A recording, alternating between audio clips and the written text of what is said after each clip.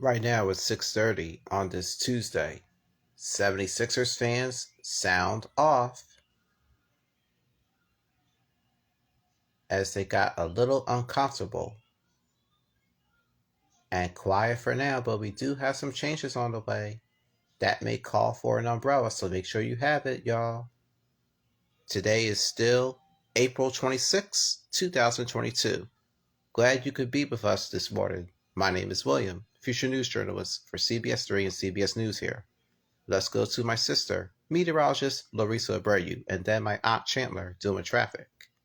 Hey ladies, how y'all doing? To warm up nicely, but here's our next system. It's draped over to the northeast region. This is what's going to bring us a really good shot of rain and even a few rumbles of thunder as we approach the afternoon. And ahead of it, notice how much milder we are to start off our Tuesday morning. It's 56 here in Philly, 52 in Trenton, 50 in Allentown, 44 right now up in the Poconos. If you're in Millville, it's 60, 58 in Wilmington. Good morning, Dover. It is 57 degrees by you, 57 in Wildwood, 59 in AC. Slightly cooler out towards Reading, but still in the 50s, coming in at 53 degrees. If you're wondering what to dress the kids like, the first thing of concern, take the umbrella with you. While we're dry this morning, rain does arrive shortly after school, and we'll see those rain showers move through the region. They will be quite scattered, closer to 3, so it may be dry by the time you pick up the kids from school, but by the time you maybe head back home from work, that's when we are tracking more widespread rain. Chandler, I'll have more on that in about 10 minutes. Wet weather on the way. At least for right now, your morning commute is dry, so that's some good news. The evening commute probably won't be the same, but at least a dry drive in. Take a live look where the Vine meets the Schuylkill Expressway. Visibility off to a great start. It's cloudy, so you won't need the sunglasses, but we're starting to see some lighter volumes start to build on the Vine westbound as you approach the Schuylkill Expressway. The Schuylkill eastbound lanes were closed once again overnight at South Street, but they cleared before 5 a.m., so you're good to go. All lanes are getting by, and as I mentioned, your slowest roadway right now is the Vine westbound. Speeds have dropped to about 14 miles an hour as you pass by the Ben Franklin Parkway. We'll travel up into New Jersey and Mercer County. Our biggest incident this morning is an accident involving a down pole and wires along Route 33. Wow, that's just downright scary on what happened right there. I hope nobody was hurt. Thank you, Aunt Chandler, and thank you too, my sister Larissa. A family tragedy in Chester County. One child and 2 parents were found dead in their home. Police are investigating this as a double murder suicide. Let's get the latest from Waukesha Bailey, my aunt, joining us live at the scene of the crime. Good morning, Aunt Waukesha. Violence. Now, they're also warning the public that there are resources available. Now, this incident, we're told, happened Monday morning around 8 o'clock when the East Marlboro Township responded to a well-being check at this Kennett Square home on Federal Walk. Inside the home, police say they found a 55-year-old man, a 50-year-old woman, and their 12-year-old child, all dead from gunshot wounds. Now, police found multiple casings, and they say near the man's body, police found a semi-automatic handgun. Throughout the investigation, police learned that there was a history of domestic violence at the home, and experts say there are warning signs that everyone should be aware of.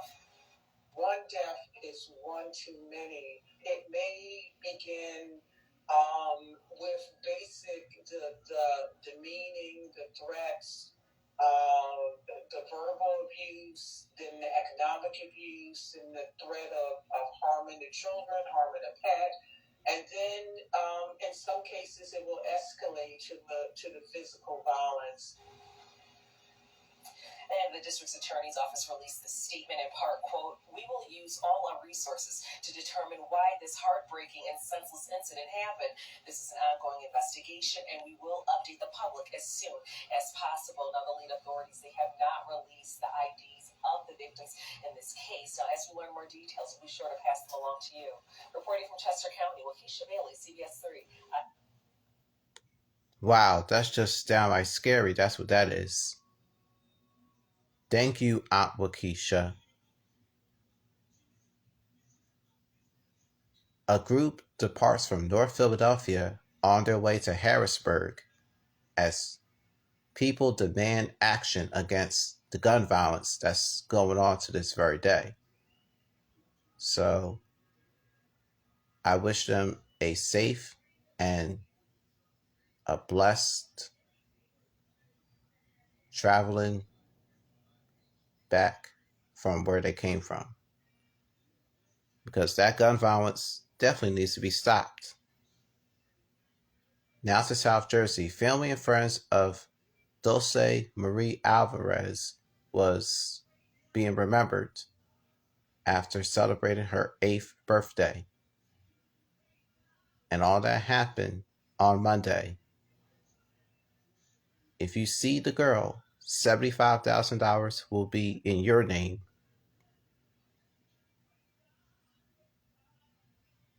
The last time she was here in Bridgeton, New Jersey was on September 16th, 2019. But to this very day, she's still missing.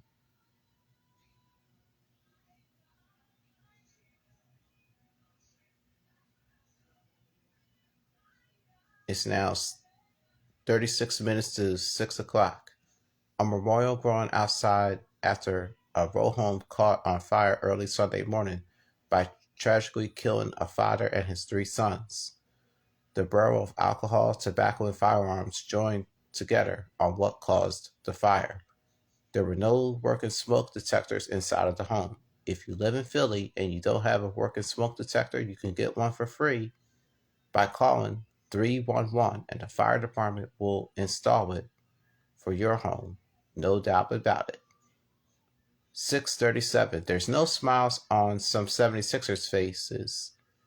So I don't know what to tell you as the series now shifts to Toronto for Game 6. Let's give one final check with my Uncle Ross live at the Wells Fargo Center. Uncle Ross. Statistic. No team in NBA history has ever lost a series after leading it 3-0. Which brings us to the bad news. The Sixers have now lost the last 2 games to make the series 3-2, and they put more pressure on themselves by not playing particularly well as of late. I'll show you how it went down last night. The crowd came ready to celebrate a series-clinching performance, but the players didn't live up to their end of the bargain. The Sixers started sloppy, turning the ball over 10 times in the first half, and shooting only 35% from the field. None of the Sixers starters played well. Joel Embiid had 20 points and 11 rebounds while playing with a torn ligament in his right thumb, but he admitted that he played terrible defensively. Tyrese Maxey chipped in 12 points, but he hasn't looked the same since going off for 38 points in Game 1. And maybe the most disappointing of all was James Harden. The Sixers' big in-season addition had just 15 points on 4 for 11 shooting, and he has yet to have made a major impact on the series. The fans in South Philly we talked to were frustrated, but not ready to give up on the team just yet. A lot of turnovers, losing the ball a lot, a lot of missed threes, a lot of missed opportunities, but we just got to stay together more. Very disappointing, the Sixers, I thought they could play harder. I think Harden could play a little better, and I think that, 3 games into, they're going to put a lot of pressure on themselves. Even if we lose this one, I think we can get the momentum. We beat them one time at their home, so I think we can take it again.